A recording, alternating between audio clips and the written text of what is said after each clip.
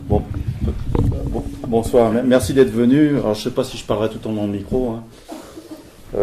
Et puis effectivement, comme Johan l'a dit, ouais, ça fait un peu ex cathedra, mais il ne faudra pas que ça soit ça, évidemment, hein. Essayer de répondre à des questions, des interrogations, même si a priori tout le monde n'est pas forcément familier avec l'histoire du mouvement anarchiste ou les idées anarchistes, mais c'est pas grave, parlons sans tabou ni frontières. Alors mon parcours rapidement.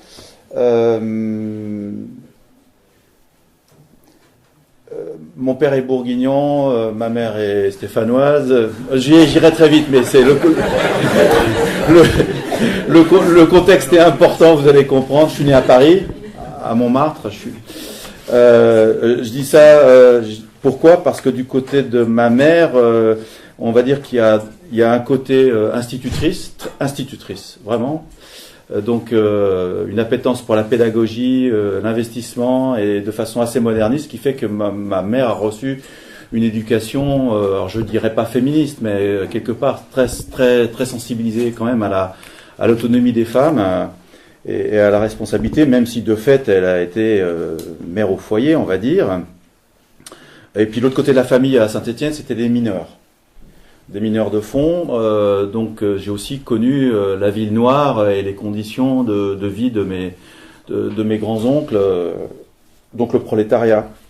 Et du côté de mon père, c'est la montagne bourguignonne, donc c'est la montagne Yavache, donc des familles de paysans, bon après, ascension sociale, machin, bidule, les 30 piteuses, mais surtout, mon père a vécu la guerre, STO en Allemagne, et donc il a vécu les bombardements, sa jeunesse là-bas, et le nazisme. Et en fait, de retour, après, c'est beaucoup documenté sur le nazisme et le fascisme, et que j'ai lu dès l'adolescence. C'était l'une de mes entrées en politique. Et je pense que je suis bien documenté sur le nazisme, sans me vanter, et le fascisme italien. Donc ça m'a forgé à la fois une culture politique et un début d'engagement, on va dire, puisque en gros, engagement antifasciste et anti-belliciste. Ce qui a fait que j'étais objecteur de conscience. Et puis,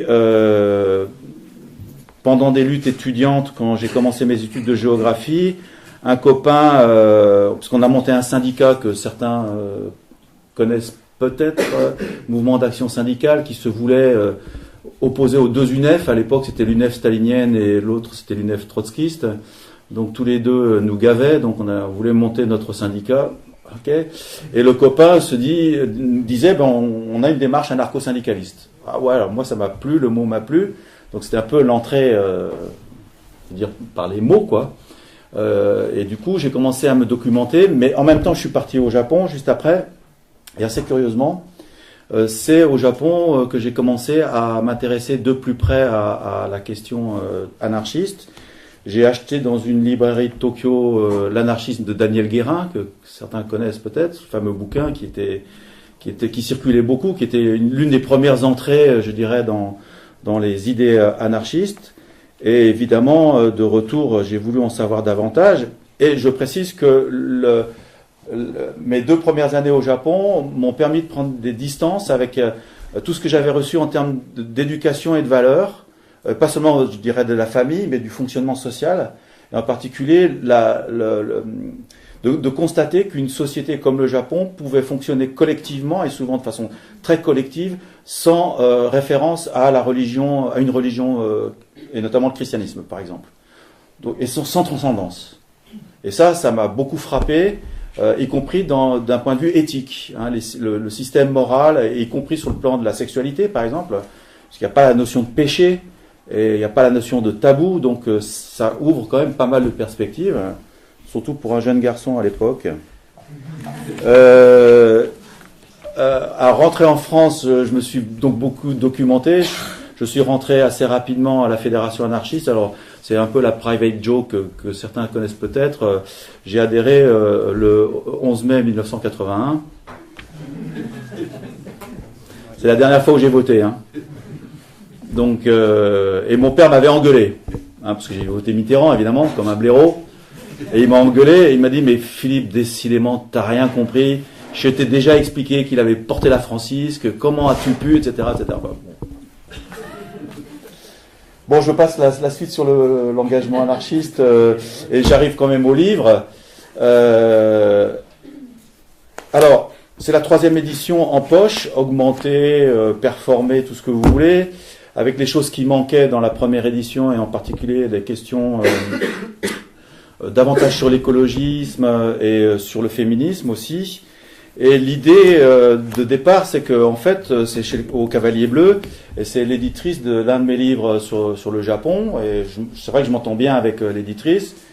Et comme elle a une collection idées reçues, alors idées reçues sur le gauchisme, idées reçues sur le chocolat, idées reçues, etc. Je lui ai proposé le truc. Tiens, idées reçues sur l'anarchisme, ça te dirait? Ah ouais, pourquoi pas? C'est quoi ton truc? Donc elle découvre un peu mon parcours. Et puis, alors, je raconte ça, vous allez comprendre pourquoi. Bon, elle me faisait confiance, mais quand même pas trop. En fait, c'est quoi ce truc-là? Ça fait un peu bandit, quoi. Elle a fait superviser la première édition par une femme que j'ai jamais rencontrée, mais qui manifestement tombait de très très haut. Et en particulier, là, elle a clashé sur la démocratie. Quand j'expliquais que dans un des bouquins que, en fait, le principe anarchiste conteste quelque part l'idée de démocratie, parce qu'il y a à la fois cratie et démos, donc gouvernement du peuple, et qu'on récuse toute forme de gouvernement, puisqu'on est pour l'autogestion ou la gestion directe, on est pour l'autonomie et le fédéralisme, et qu'en plus la démocratie, quelque part, c'est un système on va dire, qui est au service de la domination politique et économique, et que ça marche pas forcément bien, taux d'abstention, corruption politique, enfin vous connaissez tout ça, j'imagine. Et là, mais non, comment peux-tu dire ça? Et alors du coup, ça m'a poussé à argumenter et à citer des propos de personnes qui avaient rien d'anarchiste, mais qui pouvaient montrer les turpitudes de la démocratie.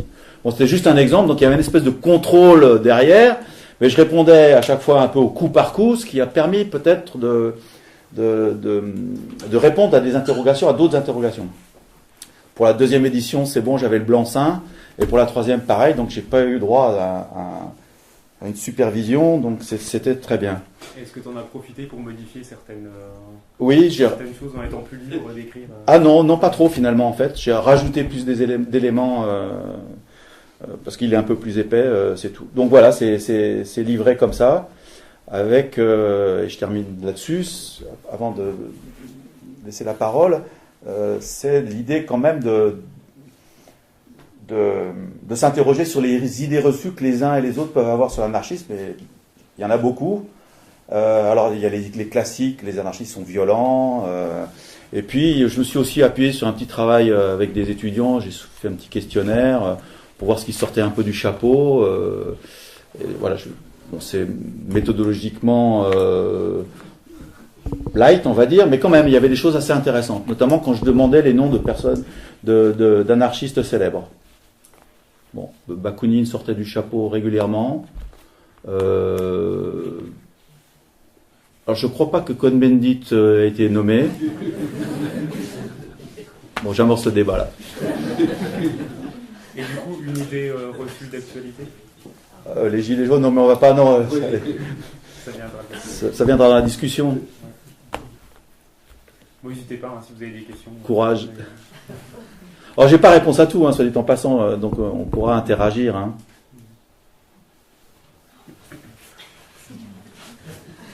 J'ai beaucoup mis l'accent sur l'histoire. Parce que je pense que c'est important de savoir d'où on vient pour savoir à peu près où on va, même si le futur n'est pas programmé. Je pense aussi que c'est pas la mémoire pour la mémoire, ou pas seulement, il peut y avoir cette dimension-là, mais parce que je pense qu'en termes d'expérience, alors le bouquin ira pas forcément en profondeur là-dessus, mais en termes d'expérience, il y en a marre de réinventer à chaque fois l'eau tiède. Il y a tellement de richesses dans l'histoire du mouvement social et du mouvement anarchiste, que ce soit sous les formes d'organisation, que ce soit sur les coopératives, sur les modes de décision, sur tout un tas de pratiques, la question du syndicalisme ou pas, que pour avancer un petit peu plus vite dans un certain nombre de luttes, que ce soit les ZAD ou les AMAP, les coopératives ou les gilets jaunes, il y a des choses à prendre, à avoir en tête, justement pour que cette mémoire-là, cette histoire-là soit dynamique. Alors, moi, je voudrais dire qu'au-delà des idées reçues, la lecture de ton bouquin permet de faire un parcours énorme de toute l'histoire de l'anarchisme jusqu'à aujourd'hui, avec toutes les problématiques, celles de Lazare ou de choses comme ça. Et il y a plusieurs entrées qui m'ont interrogé. Il y en a une notamment sur, à propos du féminisme, je crois, où tu dis quelque chose qu'on a acquis comme un état de fait, c'est la phrase de Simone de Beauvoir, on ne naît pas femme, on le devient.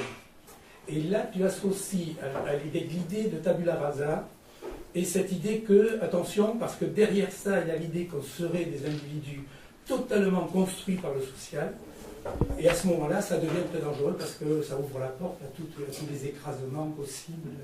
Voilà. Et c'est vrai que pour moi, c'était tellement une espèce d'évidence que les pas-femmes on le devient, que je n'avais pas vu derrière cette dimension qui, effectivement, au moins, est à questionner. Ouais, c'est quelque chose, donc la phrase de Simone de Beauvoir qui m'a toujours interpellé. Et soit dit en passant, on peut renverser. On ne naît pas homme, on le devient. On ne naît pas français, on le devient. Enfin, on peut le décliner. Moi, ça m'a toujours interpellé parce que c'est exactement ce que tu as dit.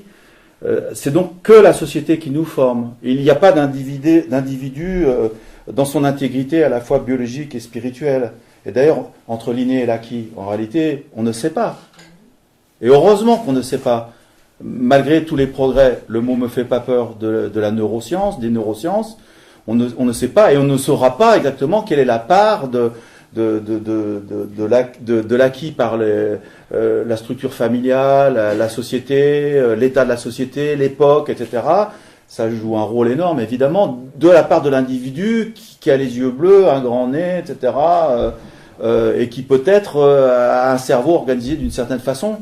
Et je pense qu'il ne faut pas en avoir peur de ça. Il faut assumer cette partie corporelle et biologique, parce que derrière, et je pense que tu l'as, enfin c'est un peu ce que je sens, Simone de Beauvoir, pour moi, c'est une pensée de gauche qui, quelque part, postule la tabula rasa comme projet politique. Alors que, et y compris pour un propre projet anarchiste, personne ne naît anarchiste quelque part, mais personne ne le devient forcément, c'est-à-dire que, comment dire, il faut se préparer, enfin, pour un projet politique, pour un projet social plus exactement, il faut se préparer, il faut construire des choses, et ces choses, elles ne vont pas partir d'une table rase, elles vont fatalement partir de nos propres contradictions déjà existantes, de nos propres modes de domination, peut-être même y compris entre nous, des choses pas forcément très nettes, des faces obscures. Et si on ne le sait pas, ça, on va être d'une naïveté débordante et on va se planter, je pense. Hein. Enfin, voilà, je sais pas si... Du coup, ouais, justement, ouais, j'allais te demander comment... c'est vrai, la part innée, alors, de l'homme-femme. Une fois qu'on a enlevé la part sociale, tu dis qu'il resterait quelque chose qui ne serait pas social, et ce serait quoi, par exemple? Alors, je parlerai uniquement pour moi, homme, a priori... c'est le physique, et c'est le physique.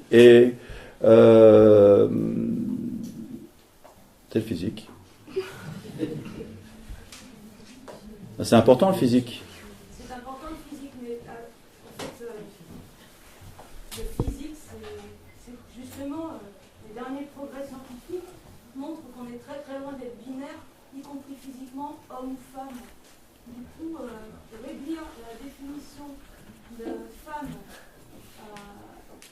dire qu'une fois qu'on a enlevé le social, il resterait le physique, je pense que c'est même pas vrai. Et justement, l'intérêt de cette citation de Simone de Beauvoir, c'est de sortir du binaire.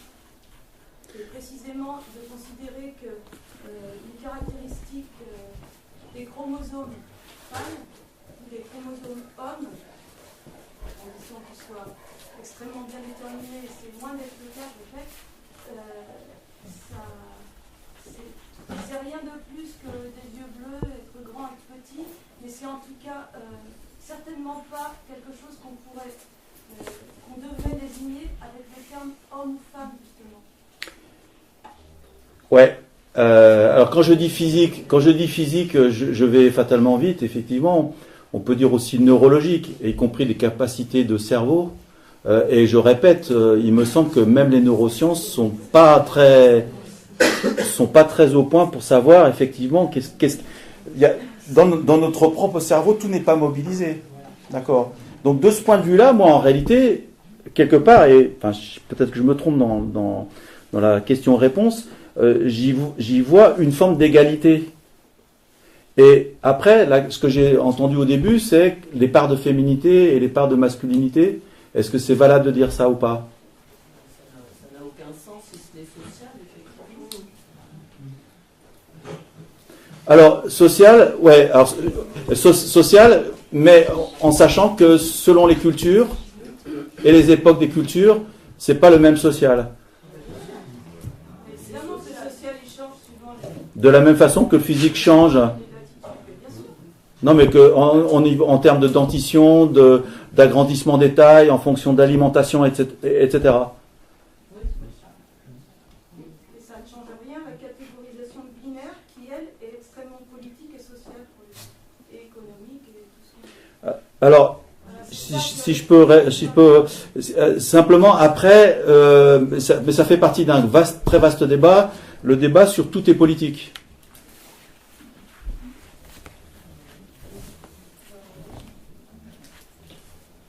François.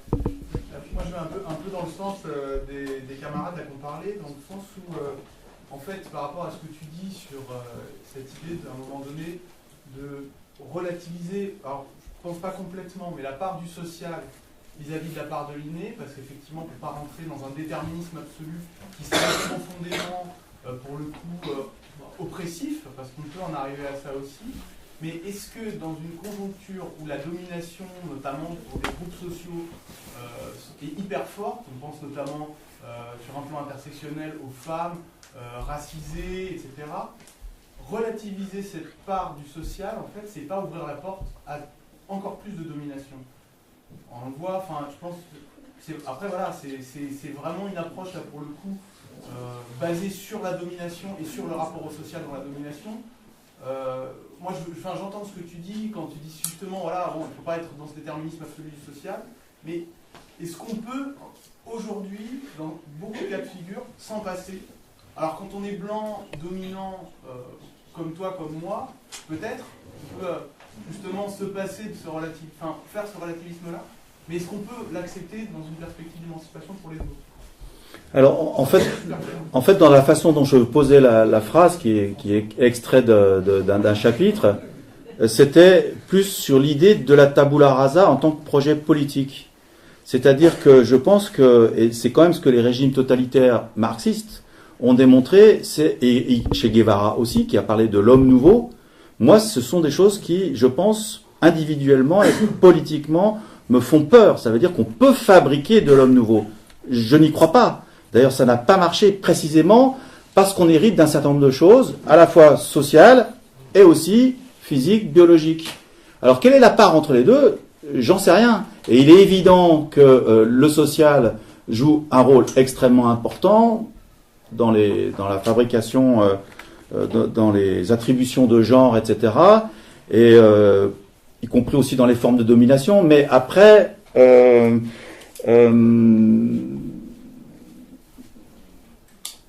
L'autre risque, c'est un autre type de catégorisation. Alors, il y a deux risques. Il y a un risque de catégorisation.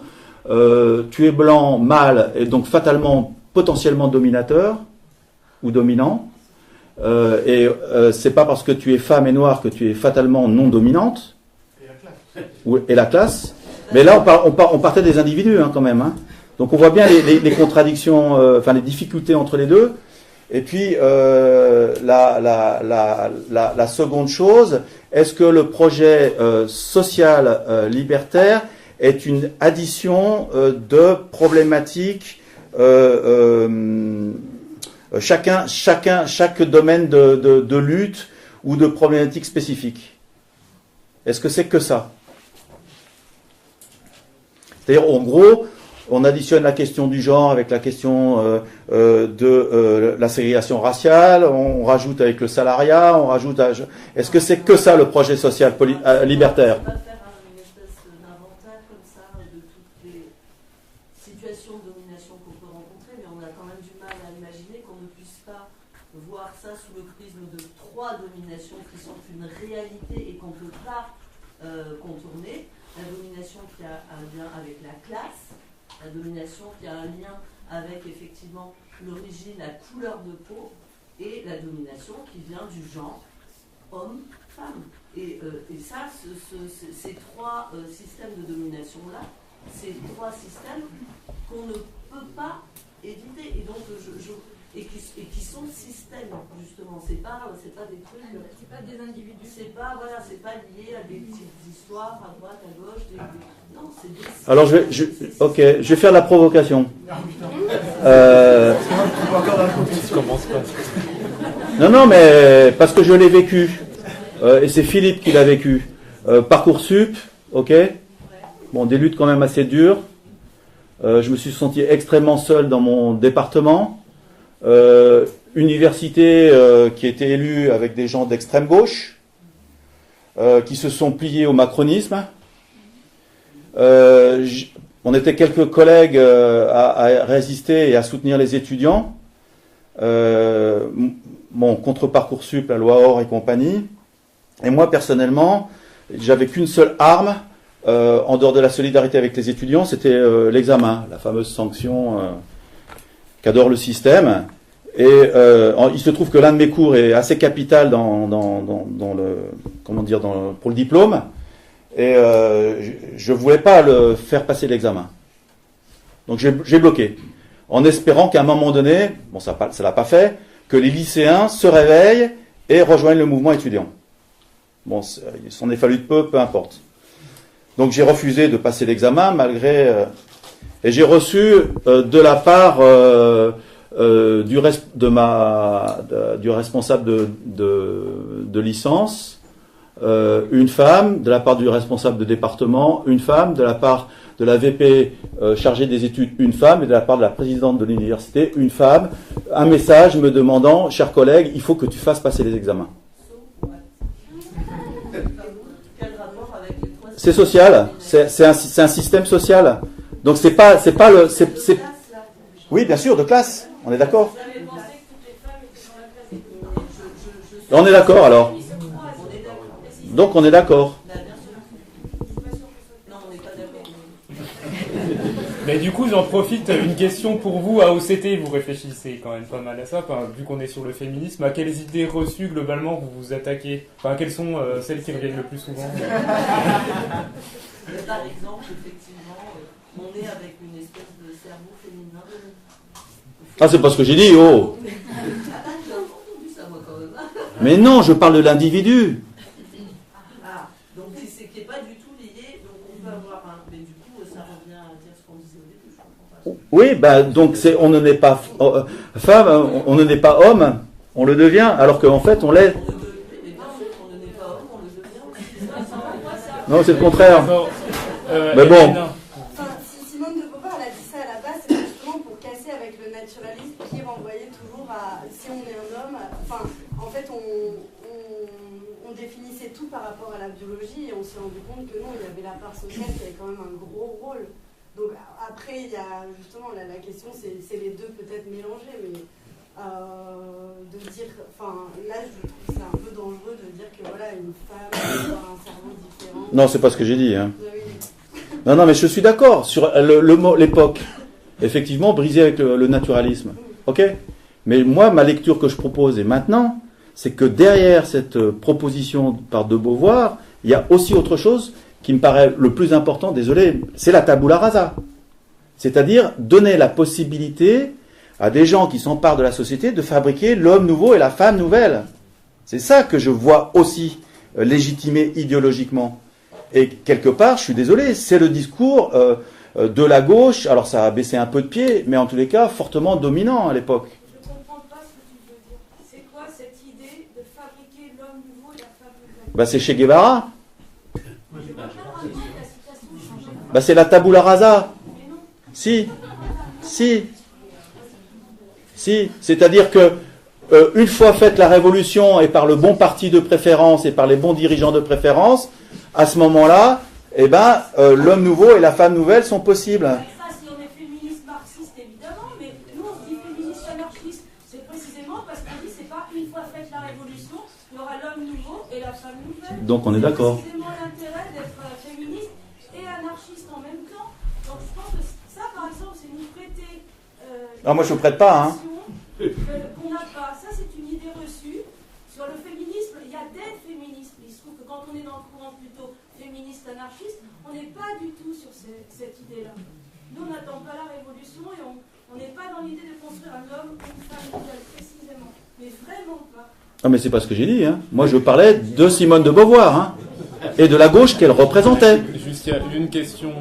C'était toi, François. Je vais lancer une idée parce que j'aimerais te répondre quand tu dis les marxistes sont dans le désir, dans l'aspiration à la création d'un nouveau.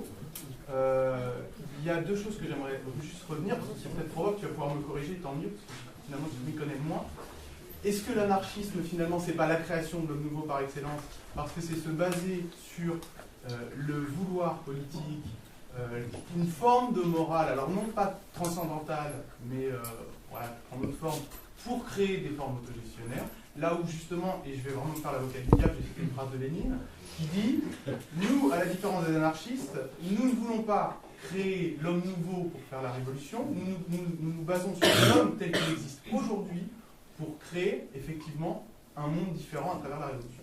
C'est paraphrasé, c'est ça, c'est dans l'État et la Révolution, c'est ce qu'il dit, et c'est intéressant je trouve parce que ça va là par rapport à ce que tu dis à l'encontre justement de cette vision de l'homme nouveau marxiste qui devrait préexister pour faire advenir un monde nouveau. Est-ce que finalement c'est pas chez les anarchistes qu'on retrouve plutôt cette vision au fond?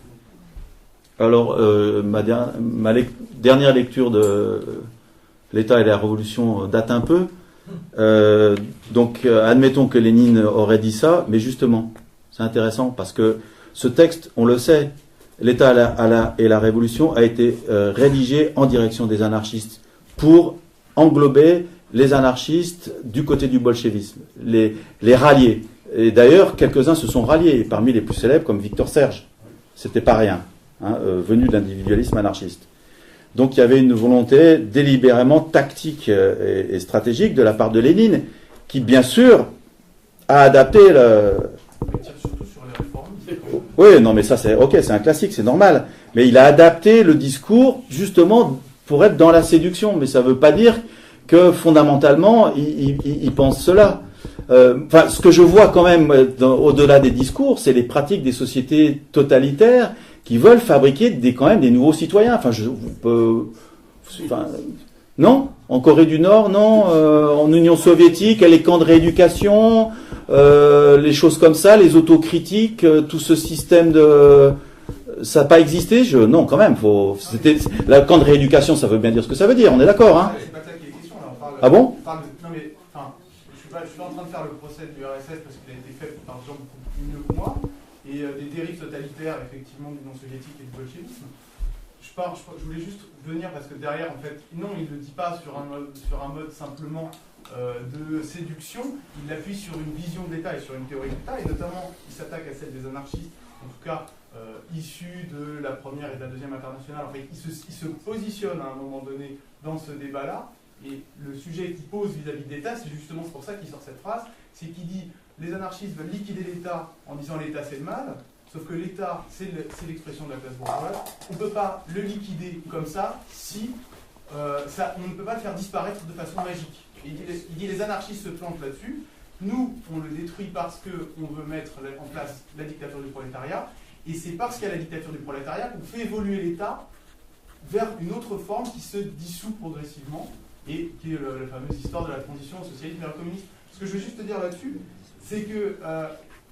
je pense pas que, sans vouloir épiloguer sur les lignes, on s'en fout, mais que ce soit vraiment juste une opération de séduction, et je veux revenir vraiment là-dessus, c'est que lui, quand il positionne ça, il le dit justement, il dit voilà, on n'est pas là pour créer un homme nouveau, on va s'appuyer sur les velléités de l'homme actuel, et du coup, Je reviens à cette question, quoi. Est-ce que Zut alors, je serais donc léniniste sans le savoir, sauf que je pense que la première partie de son propos que tu cites, l'État c'est le mal, est une idée reçue. Ah non, c'est pas ce qu'il dit justement. Non, mais il dit que les anarchistes pensent ça. C'est ça, hein? Et ça, c'est une idée reçue. Alors voilà. Alors, il faut préciser les choses, parce que lui, il crée une confusion entre État et organisation sociale et politique. Il me semble que l'anarchisme dénonce l'État comme système politique centralisé, jacobin, autoritaire, du haut vers le bas. Mais jamais l'anarchisme n'a, enfin, a priori, n'a nié la nécessité d'une organisation sociale et politique, mais différente. Et en disant ça, Lénine, justement, pratique une idée reçue qui marche bien. Ouais, les anarchistes, c'est jamais que des casseurs. Et le tour est joué. Puisqu'ils ne veulent pas d'État, ils ne veulent pas d'organisation. C'est ça derrière le... C'est comme les philosophes allemands qui confondaient la société et l'État. Et je pense que, bon, il y a quand même suffisamment d'avancées là-dessus en sciences sociales et humaines. Il n'y a pas de confusion entre société et État, même si les dirigeants continuent effectivement à faire la confusion. La société civile aussi, c'est pareil. Même si effectivement, société civile, on pourrait en discuter. Donc, par le biais de cette idée reçue sur l'anarchisme, du coup, Lénine peut surfer et introduire son mode de séduction. Bah, c'est comme ça que je le lis. Hein. Je peux me tromper, mais... Dans ce qui vient d'être dit, il y a une chose qui m'inquiète quand même. Tu as parlé de dérive vers le totalitarisme. Je pense que ce n'est pas une dérive, c'est partie intégrante de la conception marxiste. Il suffit de lire Bakounine à l'époque, et déjà il précisait que la dictature du prolétariat nécessairement introduirait une dictature du parti, et cette dictature du parti aboutirait à la dictature par un petit groupe ou un individu. Donc déjà à l'époque des écrits de Marx, il y avait déjà cette conception-là. Donc dire que c'est une dérive, c'est finalement justifier tout ce qui précède en disant oui, bon, mais il y en a qui ont confisqué le pouvoir, alors certains s'arrêtent à Staline, d'autres remontent à Lénine, d'autres remontent un peu avant. Non, je crois qu'il y a effectivement un vrai problème de théorisation de la révolution. Quelle révolution? Comment? Et avec cette fameuse phase de transition, qui a toujours été le problème entre l'anarchisme et le marxisme. On fait la révolution de suite, et on met tout de suite un système, un vrai socialiste en place, alors que aujourd'hui, ce qu'il faut, c'est d'abord une phase de transition, où pendant cette phase de transition, on détruira l'État. Mais ce qu'ils n'ont jamais fait. Ce qui nous ramène, il me semble, à une partie du débat de tout à l'heure, c'est-à-dire que les contradictions que nous avons, y compris les comportements autoritaires, qui sont socialement construits, on est d'accord, mais qui peuvent aussi être liés à des tempéraments. Alors je ne dis pas s'ils sont biologiques ou pas, mais il y a des individus qui sont différents. Je le répète, on peut pas séparer les choses. Ça me paraît risqué. Et à la limite, peu importe. Déjà, il y a ces contradictions-là, il y a ces difficultés-là, et du coup, on est déjà dans la transition, si je puis dire. Enfin, c'est ça la différence du... Pour ça, je reviens sur cette histoire de tabula rasa et de conception révolutionnaire à un moment donné. Je ne sais pas si je suis très clair, mais on est dans un processus constant de construction de ce qu'on veut être et faire. Enfin, et la grande question, c'est se mettre d'accord à un moment donné si on est ensemble, ou si on n'a pas envie d'être ensemble. Et à ce moment-là, c'est penser la dissidence, c'est penser l'opposition, et c'est penser aussi le désaccord. Moi, ceux qui disent par exemple que l'anarchisme c'est une philosophie du désaccord et de l'accord, moi ça me plaît pas mal, parce qu'effectivement on le sait très bien dans nos vies, le couple si on est en couple, au boulot si on a du boulot, etc. On est dans des désaccords, mais en même temps on cherche des accords, bon, plus ou moins, et donc cette construction, je dirais quasi humaine, anthropologique, elle doit être pensée, politiquement pensée, à un niveau sociétaire, c'est-à-dire comment on négocie les conflits. Parce que c'est une fois de plus les sociétés, alors là je dirais c'est plutôt les sociétés religieuses, mais aussi les États totalitaires nient le conflit. Ils arasent ils organisent, ils cadrent, c'est pas possible. Or, non, le conflit fait partie de l'anthropologie, je pense, humaine, c'est un peu redondant mon truc là, mais il faut le penser pour dépasser justement la situation dans laquelle on est, qui est une situation de division entre individus, entre classes, etc. Après, il y a les questions économiques, etc. Donc du coup, on en arrive au contrat et au fédéralisme, qui est quand même la base du projet social anarchiste. Et dans les contrats, les mandatés, avec des mandataires, les mandatés révocables, mandat impératif, interdit par la Constitution française, je le rappelle, interdit. C'est-à-dire que les députés, c'est des chèques en blanc qu'ils ont. La Constitution interdit le mandat impératif. Donc ils peuvent faire ce qu'ils veulent légalement. Donc ça, évidemment, c'est un non-sens en termes d'avancée sociale. Est-ce que tu peux expliquer les bases du fédéralisme anarchiste? Je pense surtout à ceux qui ne sont pas forcément dans le milieu, qui sont là. Alors l'idée c'est, pour organiser la société, en gros, on va dire 3 domaines à la louche. C'est le domaine de la production, le domaine de la consommation et le domaine du loisir, de l'art, etc. Même si cette division en 3, elle est un peu artificielle. Parce que le producteur et consommateur est réciproquement a priori. Sauf les oisifs ou les rentiers. Mais tout le monde est plus ou moins poète et tout le monde est plus ou moins danseur ou aime la musique. Je vais mettre de côté la question de l'art ou du sport, enfin on pourra en reparler du sport. Sur la question de la production et de la consommation, dans le projet social anarchiste, effectivement, quelque part, c'est organiser la production en collectif et non pas en communauté, en collectif pour le fonctionnement de la société.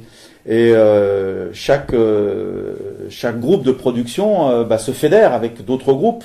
Et l'idée, effectivement, c'est un système de centre et de périphérie. Alors moi, ça me fait pas peur, c'est Bakounine typique, ou encore Malatesta qui disait, dans un train, on a besoin d'un conducteur de train. Je m'en remets à la compétence du conducteur de train, mais en même temps, il n'est pas forcément supérieur à moi. Donc l'idée, c'est l'organiser de façon fédérative sur la base de contrats mutuellement consentis, les systèmes de production et après les systèmes de consommation ou en même temps. Alors ça fait un peu compliqué, on est d'accord, a priori, sauf que historiquement il y a quand même des expériences qui ont été tentées et même parfois relativement réussies. Le grand exemple, c'est l'Espagne en 36, 37, 38 un petit peu, avec quand même des endroits où il y a eu abolition de l'argent. Il y a eu la création de la fédération régionale des collectivités d'Aragon. Alors il y a quand même, notamment dans le gros bouquin de Daniel Guérin, ce qu'on ne le trouve pas trop, là, il y a la charte de l'organisation de la fédération régionale d'Aragon qui est très intéressante, qui explique comment effectivement les collectivités s'organisent et se fédèrent. Et je dis bien collectivité, pas communauté. Et c'est pas un bien commun, c'est un bien collectif. C'est pas qu'un débat sémantique. Le bien commun, c'est Augustin d'Hippone, Saint-Augustin, qui l'a avancé, et c'est l'idée de la communauté, des croyants, et du monastère. Non, la société, c'est un collectif, et le collectif, il s'entend sur la vision, non pas communautariste et communautaire, mais sur la vision collective, sociale. Donc cette fédération, elle a quand même fonctionné une grosse petite année, on va dire. Et ce qui est aussi intéressant, et c'est notamment dans toute la série des livres publiés par les gyménologues, qui expliquent que par exemple 2 villages voisins en Aragon se disputaient depuis des décennies sur une histoire de parcelles entre 2 communes et au moment de la Révolution, et dans cette dynamique-là, ça s'est réglé en un tour de main.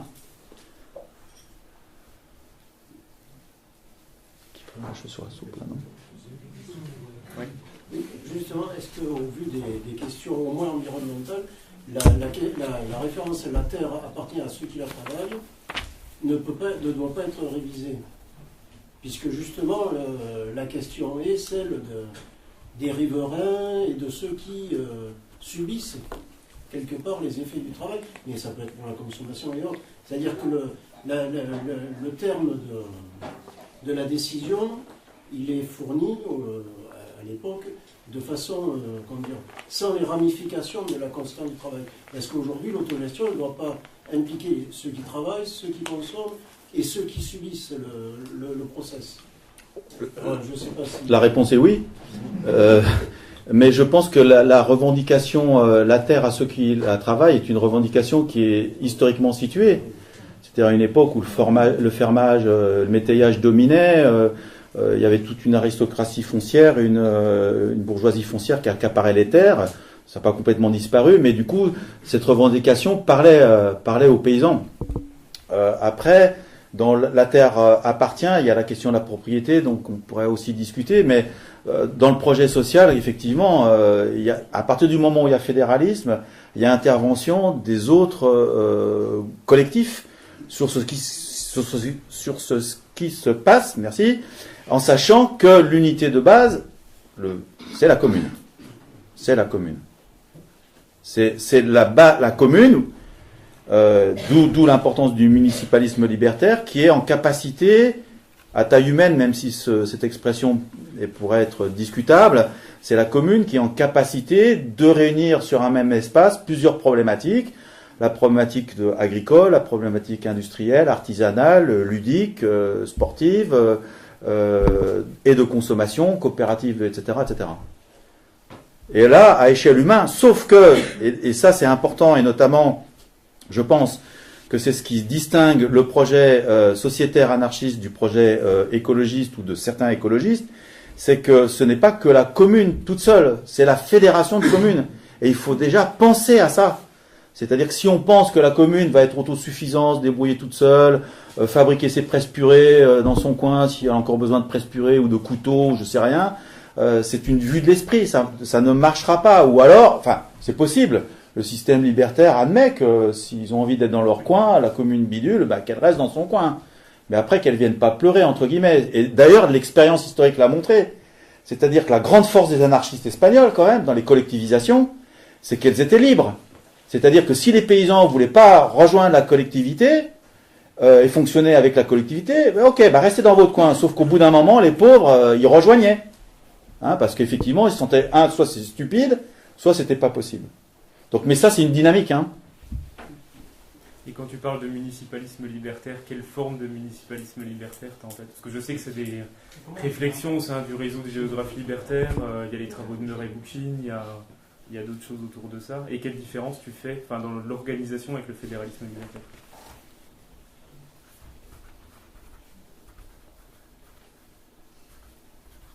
Ouais, je sais pas, j'avais droit à combien de jokers?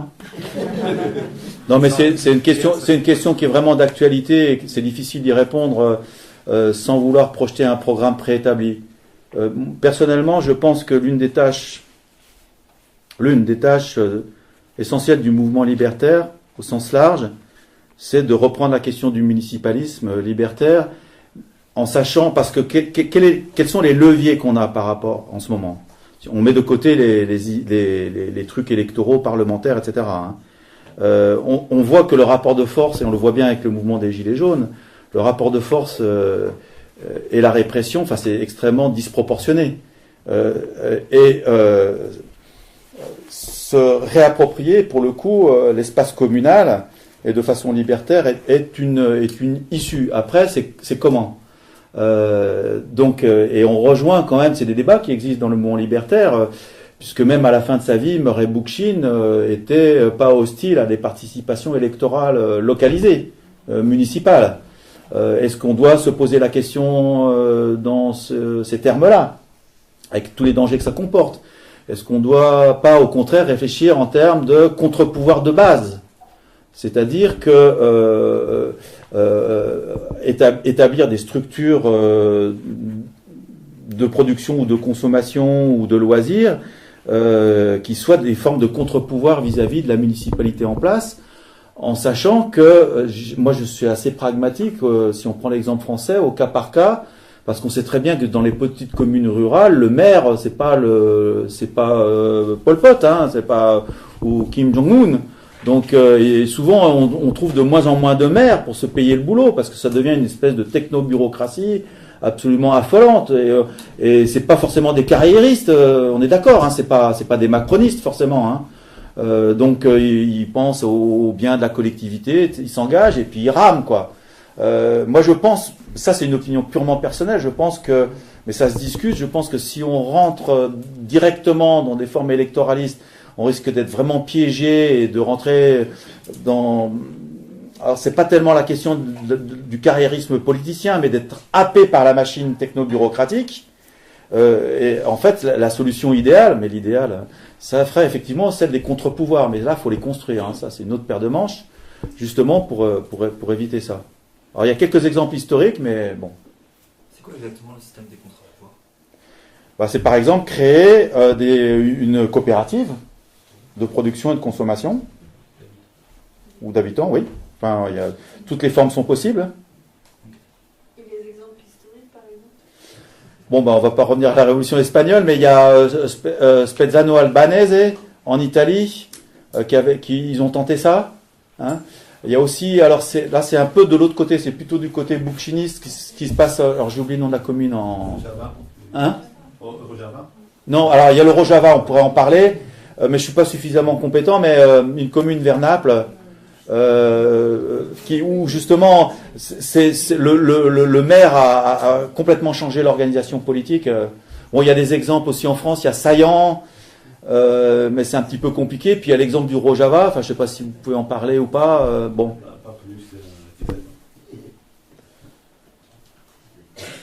Il y a Saillant, comment ça se passe hein, parce que vous avez rencontré. Saillant, en fait, c'est une petite commune de la Drôme. Une liste qu'il a emportée aux dernières élections municipales, qu'on va dire qui relève du courant décroissant, grosso modo. Et en fait, ils étaient ils avaient plein de bouillons, et surtout ils multipliaient les réunions à la base. C'était des AG en permanence, AG sur AG. Alors AG pour décider de la couleur du banc public, AG, enfin je caricature à peine, hein. C'est ce qu'ils m'ont raconté. Et le problème, au bout d'un moment, c'est qu'il y a eu un essoufflement, parce que voilà. Et s'il y a eu essoufflement, c'est parce que les gens bossent, enfin ceux qui ont du boulot, hein, et que une fois que tu as bossé, si tu te payes des réunions régulièrement le soir, tu as peut-être aussi envie de vivre différemment, parce que donc du coup c'est le contexte macroéconomique, enfin social, qui fait que c'est difficile de passer à la démocratie directe dans ce contexte pareil. Donc je pense qu'il faut avoir ça en tête, et du coup. Il y a essoufflement de l'expérience, et du coup apparaissent évidemment quelques ténors qui prennent un peu les responsabilités. Donc ils en sont un peu là. Hein. Je ne veux pas aller davantage et surtout pas parler à leur place, mais c'est un petit peu ce qui nous a été rapporté, quoi. Donc une petite forme de désillusion quand même. Hein. Ouais, vas-y. Ouais, ça sera ma dernière parce que j'ai pas envie de faire chier. Bon, tu disais la tabula rasa, etc. Là, ce que je trouve intéressant, c'est que sur cette idée de municipalisme ou de fédéralisme communal, bref, là se pose la question des moyens, parce que là pour l'instant c'est décrété, mais sur un mode, on ne sait pas que les transformations sociales aboutissent à ça, comment ça se passe. Pour l'instant c'est vraiment, là, pour le coup, une tabula rasa c'est posé comme ça. Comment on arrive à ce genre de système, de schéma politique, d'organisation, d'auto-organisation collective? Comment on y arrive? Alors, en fait, c'est un bilan du mouvement social et de la société. Si on prend l'exemple de la France, on revient de loin quand même. Hein. On s'est payé Mitterrand 2 fois, Chirac, Sarko, Hollande, j'allais l'oublier, Macron. On voit concrètement, et par l'exemple du mouvement des Gilets jaunes, l'effondrement, enfin la vraie place, le vrai rôle des bureaucraties syndicales, qui est de rien faire, de survivre, parce que c'en est même pathétique. Je ne sais pas si vous avez eu sur la toile ces deux photos, une photo. Alors, Martinez, à quand la grève générale? Et puis la photo d'après, c'est un extrait d'un journal qui a fait la une du Monde au moment des élections présidentielles. Le plus cher vœu de Philippe Martinez, leader de la CGT, est de voir arriver Macron en tête. Voilà, enfin bon, donc voilà, pour moi c'est joué, quoi. Hein, donc on en est là, et on a bien vu que, alors que quelque part il y avait un moment historique, moi je pense, honnêtement, avec ce qui se passe, que là, il monte au créneau. Ils sont même pas montés, ils sont plus rien. Et en plus, il est même pas sûr qu'une partie de la base des Gilets jaunes en veuille.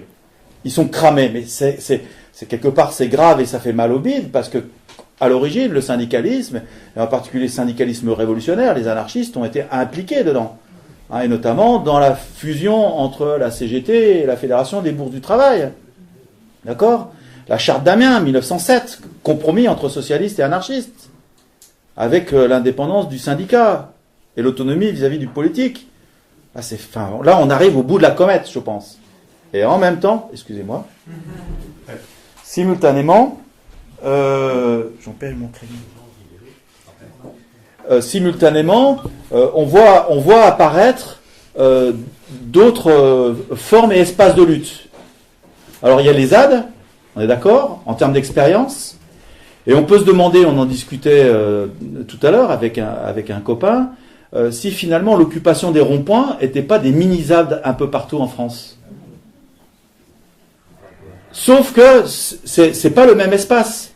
Ce sont des espaces périurbains qui posent la question des flux, donc qui du coup ont un impact sur le fonctionnement de la société différent qu'une ZAD qui est dans son coin. Mais en même temps, sur ces ronds-points, on voit apparaître quoi ? Des cabanons, des soupes populaires, des gens qui s'auto-organisent, qui refusent des délégués. Alors là, pour moi, c'était le tournant extraordinaire. Moi, j'étais là, mais incroyable, il se passe un truc. Et tu voyais tous les médias, le pouvoir, il nous faut des responsables, il nous faut il faut négocier, il nous faut des chefs, quoi, en gros, hein, c'est ça, hein, et les autres, ils leur ont dit, non. Et les 2-3 qui ont voulu jouer le coup de la petite carrière, ils se sont fait latter. Et le pouvoir panique. Et du coup, la répression est beaucoup plus forte parce que je crois que c'est dans Acte 1, je crois que Édouard Philippe a dit il ne faut pas confondre République et anarchie. Là, il a dit, hein. Il avait raison. Parce qu'effectivement, c'est un mouvement anarchique, pas anarchiste. C'est-à-dire qu'effectivement, tout ce dont on discute en termes de principes, d'histoire du mouvement social, d'expérience et de projet, ça apparaît pas très clairement. Pas encore. C'est mon côté optimiste, je suis désolé. Et du coup, comment faire et est-ce qu'il est souhaitable que le mouvement des Gilets jaunes passe d'anarchique à anarchiste ? Bah oui. C'était une forme de réponse à tout à l'heure, c'est-à-dire que et là c'est le grand danger parce que en même temps on en discutait encore avec le copain tout à l'heure. Imaginons que les choses aillent très très vite, effectivement qu'on est dans une situation insurrectionnelle, ok ? Qu'il y a même, imaginons encore dans l'insurrection, il y a 2-3 communes qui sont prises, qui sont occupées par des gilets ou plus si affinités. Est-ce qu'on est prêt quelque part ? Comment ça s'organise derrière ? On ne sait pas. Et en même temps, ça fait mal au bide de dire qu'on n'est pas prêt, parce que ça veut dire qu'il y a quoi ? Il y a un agenda,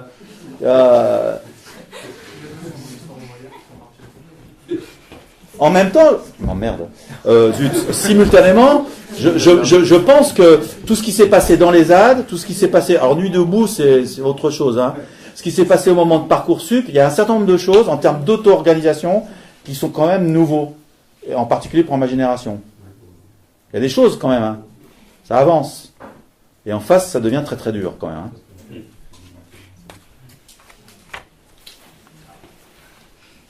Donc, pour terminer peut-être, enfin donner une petite piste, je pense que l'une des tâches, c'est de fédérer les initiatives locales.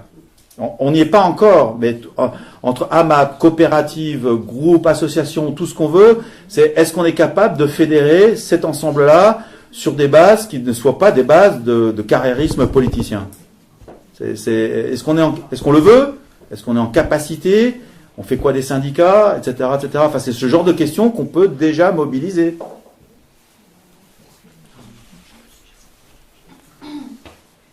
Des questions. On peut partir sur des thématiques totalement différentes. Hein.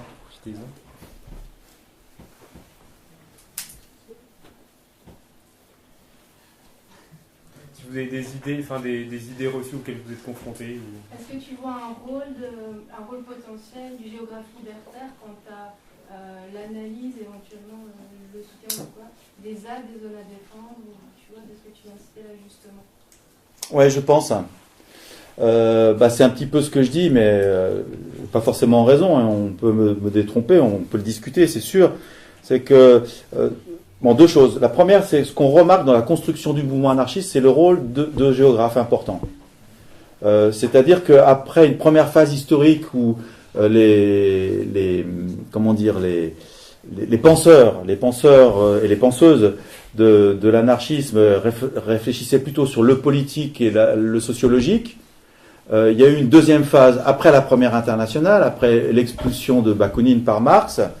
Il y a eu une phase de construction auprès de la Fédération jurassienne en Suisse, qui a amené donc à la définition d'anarchisme ou du communisme anarchiste, qui était portée notamment par des géographes, Élisée Reclus, Pierre Kropotkin, Léon Metchnikov, parce que derrière, finalement, et là c'est la deuxième chose, c'est que leur conception du monde n'était pas une conception de téléologie historique de façon marxienne. Alors je sais qu'hier dans la discussion, quelqu'un dans la salle n'était pas d'accord avec ma présentation du marxisme, mais je pense il me semble que Marx est très historien, très historique, très marche de l'histoire quand même, avec je pense quand même des fatalités. On peut en discuter. Alors qu'en revanche, dans la géographie en général, et en plus chez les géographes libertaires, il y a cette notion d'espace, de l'ici et maintenant, donc de l'espace y compris d'une pièce, y compris de la commune, donc du territoire, du champ, l'espace du paysage, donc du sensible. Allez trouver du sensible chez Marx. Dans le sens esthétique, c'est... Non ? Tu meurs ? C'est sa thèse ? C'est une théorie de la nature chez Marx qui est hyper intéressante. De la nature ? Oui, mais... Pas du paysage, hein ? Oui, alors pas du paysage, effectivement. On est d'accord, non ? Après, la nature, on peut discuter, effectivement. Mais moi, je distingue les choses. Donc, du coup, effectivement, je pense qu'en termes analytiques, de réflexion, un peu théorique, il y a des choses à apporter, à prendre et à reprendre. Et si je le dis, c'est parce que c'est l'air du temps, mais dans le bon sens du terme, c'est qu'il y a un intérêt assez fort pour relire Élisée Reclus, y compris dans les milieux académiques. Après, il y a aussi des histoires de style, parce qu'il écrit bien, c'est une écriture un peu classique. Histoire d'une montagne, ça marche toujours aussi bien. Je crois que c'est hier qui est une étudiante qui est venue me voir pour me parler d'histoire d'une montagne qu'elle voulait présenter à son école. Enfin voilà, elle avait un projet avec ses collègues, donc des choses impensables il y a 20 ans, 10-20 ans. Hein. Donc là, il y a quelque chose quand même qui se déclenche. Il y a des relectures intéressantes, y compris aussi sur la question de la nature. Mais comme tu as dit que tu parlais plus, non, c'est pas bien ce que je viens de faire là. Est-ce que tu peux nous dire du rapport à la violence des anarchistes ? Alors comme on en a parlé un petit peu hier, je vais répéter ce que j'ai dit, mais c'est pas grave. Non, mais c'est pas grave. Excuse-moi, je fatigue. C'est un peu ce que je mets dans le livre. Ouais. Qui est le ou la mieux à même de parler de la violence ? Le violent ou le non-violent ? La violente ou la non-violente ? Hein ? Celui qui subisse la violence, ouais, effectivement. Donc là, il y a une vraie moi, je pense qu'il y a une vraie difficulté philosophique et politique parce que, effectivement, dans les médias, il n'y a pas cette discussion-là. L'État n'est pas violent. L'armée française, au Mali, n'est pas violente. Et en plus, elle nous défend contre le terrorisme. Bien sûr, elle ne protège pas les mines d'uranium d'Areva. Elle n'est pas là pour ça. Donc, l'armée française, et hier j'ai fait une espèce de sortie sur ce nouveau service national, en m'étonnant que la jeunesse ne se dresse pas vent debout contre ce truc. 4 milliards quand même. C'est pas de la violence, ça. L'armée, pour moi, intrinsèquement, c'est assumer, endosser, légitimer la violence. Et par conséquent, délégitimer la violence de ceux qui s'opposeraient à l'armée, par exemple, ou à la répression. Je ne sais pas si j'ai répondu complètement. Ah, oui, c'est là-dessus ou pas ? Parce que c'est souvent c'est une question importante qui revient souvent.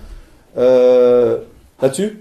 c'est du coup toujours une histoire de légitimation, parce qu'en soi, enfin, en suivant ce que tu viens de dire, en soi, la violence est un caractère inhérent de toute forme de structure humaine, ou même d'être humain individuel, puisqu'il est obligé d'entrer en possession de quelque chose, ne serait-ce que pour se nourrir, il est obligé d'avoir une forme de violence minimale. Donc, ça serait plus une question de quelle violence légitimer par rapport à qui et sous quel angle. Ouais, c'est pour ça que le débat il est en fait très compliqué et même très glissant, parce que j'aurais tendance aussi un peu à penser ça, mais est-ce que l'acte de prendre quelque chose, d'arracher une pomme de terre, c'est un acte violent? Non mais vous voyez, j'ai fait exprès de prendre une image un peu caricaturale, on est d'accord, hein? Parce que en fait, c'est ça, c'est un vrai débat. Et même les non-violents, le mouvement gandhien, etc., que j'ai un peu fréquenté à une époque, apportent pas forcément des réponses très très claires. Puisqu'à un moment donné, il y a des phrases de Gandhi que j'ai oubliées, qui expliquent qu'à un moment donné, effectivement, on peut passer au stade de la violence, sans dire précisément de quelle violence il s'agit, en fait. Si c'est donner un coup, pousser mon voisin qui pose des questions insupportables, ou je sais pas. Enfin, du coup, le terme devient sacralisé. Enfin, il y a une, je sais pas. Est-ce que tous les actes sont à mettre sur le même plan de catégorie violente? Et moi, je pense que cette catégorisation nous empêche de penser un peu à la subtilité et la complexité des rapports humains, et y compris des formes de domination, parce qu'il peut y avoir des dominations non violentes, on est d'accord, hein, ou des prises de parole beaucoup trop longues, avec quelqu'un assis à une table. Une forme de domination, mais qu'on ne verrait pas du tout. Par exemple, le peuple des Nuer, au Soudan, je crois, en Afrique, analysé par Evans Pritchard, ethnographe et ethnologue, c'est un peuple qui est entièrement dominé par le bétail.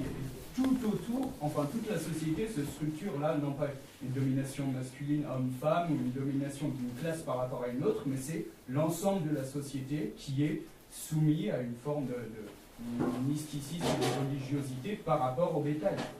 Donc, c'est une forme de domination et d'une certaine manière une violence à laquelle l'homme se soumet lui-même, parce que la vache en soi elle ne peut pas, à part si un taureau vient t'encorner, mais le geste n'est pas forcément violent de base. Il y a aussi l'exemple de Pierre Clastre sur je viens de vous faire le nom de la tribu amazonienne qu'il a beaucoup étudié, où il explique qu'en fait la guerre est conçue par cette tribu-là comme à la fois de moyen de réguler la démographie et de se mettre aussi à distance des voisins, dans un système un peu compliqué. Enfin bon, Pierre Clastre l'explique beaucoup mieux que moi, mais que la guerre est en fait super codifiée. Elle commence à un moment donné, elle s'arrête, et après la société fonctionne d'un point de vue plus pacifique. Donc c'est plutôt l'opposition guerre-non-guerre que l'opposition violence-non-violence, qui est un petit peu pensée comme ça. Bon, ce qui fait penser à Proudhon dans son texte sur Guerre et paix, hein, dont le titre a inspiré Tolstoï, soit dit en passant, où effectivement on se sort d'une catégorie philosophique un peu générique pour rentrer dans les choses un peu plus concrètes. Ce que guerre, on voit à peu près ce que c'est, paix, on voit aussi un peu ce que c'est, même si là aussi ça peut se discuter. Hein. Tout en sachant que la violence n'est pas inhérente à l'homme. Il y a un anthropologue qui a travaillé là-dessus, qui s'appelle l'abaissement de la violence, montre que sur 100 000 corps retrouvés en terre, donc des Magdaléniens et des Néandertaliens, il y en avait à peine 10% qui étaient morts de mort violente. Donc ce n'est pas forcément inhérent à l'homme. Après, c'est dans son mode d'organisation, chasseur-cueilleur ou agriculteur. Après, là, on a deux parallèles différents qui ont créé aussi des rapports à la violence différents. Mais c'est pas inhérent à l'homme. Ouais, pour une excellente mise au point, y compris de travaux auxquels tu te réfères, je vous renvoie au livre de Charles MacDonald, L'ordre contre l'harmonie, où effectivement il reprend tout ça. Il repose la question anthropologique de la violence. C'est beaucoup quand même. Oui, ça peut être les engueulades après. Oui, c'est plus que la Deuxième Guerre mondiale, c'est plus que la Première Guerre mondiale. En fait, mais c'est le 10%, c'est quand même beaucoup. C'est peu, sur 100 000, c'est peu. 10% sur 100 000, c'est peu. Oui, mais enfin, combien étaient les victimes de la Deuxième Guerre mondiale sur une population de quoi qui était... C'est énorme. C'est peut-être à l'ordre de 4 ou 5%, je ne sais pas. Je voulais juste rajouter quelque chose sur cette question de la violence, qui est une question importante. C'est que dans une formulation, finalement, il y a quelque chose de sous-entendu qui dirait le projet sociétaire anarchiste, il n'est pas possible sans passer par la violence, parce que le pouvoir va s'y opposer. Je sens ça un petit peu, mais ça reviendrait à dire que la société actuellement, elle n'est pas violente. Non, la question, c'est comment on prend le pouvoir, quoi. C'est ça. C'est pas les débats philosophiques sur la violence. Excuse-moi. On prend pas le pouvoir. Encore une discussion qui peut durer toute la nuit sur la question du pouvoir. Moi personnellement, alors le terme de pouvoir en français, il a deux sens, on est d'accord, hein, forme de domination et pouvoir faire quelque chose, être en capacité de. Et je pense que pour clarifier la situation et nos interventions, on peut peut-être avancer le terme de capacité. Être en capacité de faire quelque chose, être en capacité de passer à la gestion directe. Ce qui élimine l'idée classiquement marxiste et de gauche de prendre le pouvoir pour pouvoir appliquer le projet social. Mais être déjà en capacité de construire des choses, ça évite, je pense, ce piège. David, tu avais une question? Hier, tu as beaucoup tapé sur l'écologie. Ça a fait réagir beaucoup de gens. Parmi les remarques, il y a des trucs pertinents quand même par rapport, sans tomber dans l'eschatologisme, le catastrophisme, tout ça. L'écologie, ça reste une science qui a fait des découvertes importantes. La question climatique, elle reste quand même d'actualité, même si tu l'as bien tapé dessus. Comment le mouvement anarchiste peut articuler ces luttes, les conjuguer avec d'autres luttes écologistes? Alors effectivement, j'y suis allé fort hier parce que je pense qu'à un moment donné, il faut que les masques y tombent vraiment. Je trouve qu'il y a beaucoup trop de complaisance avec les hommes politiques, les femmes politiques écologistes, et en particulier Hulot, qui est pratiquement un dieu vivant, quoi. Ce mec qui a 6 bagnoles, à la limite, là, je m'attaque au personnage, ça va pas, à la personne, je veux dire. Ça, c'est pas bien. Non, mais j'ai expliqué hier sa démarche politique, le fait qu'il avait été appelé par Macron pour faire donc les deux jobs, régler, entre guillemets, la ZAD de Notre-Dame-des-Landes et prolonger plus exactement le programme nucléaire français. Puis après, le boulot est accompli, il peut partir et dire que les nicotinoïdes, etc. Mais à mon avis, les deux trucs essentiels, c'était ça. Donc c'est aussi ça, d'un point de vue, je dirais, stratégie politique. Il faut que les masques tombent pour arrêter les illusions. S'il y en a encore qui veulent voter pour Cohn-Bendit ou de Rugy, bonne chance pour eux, mais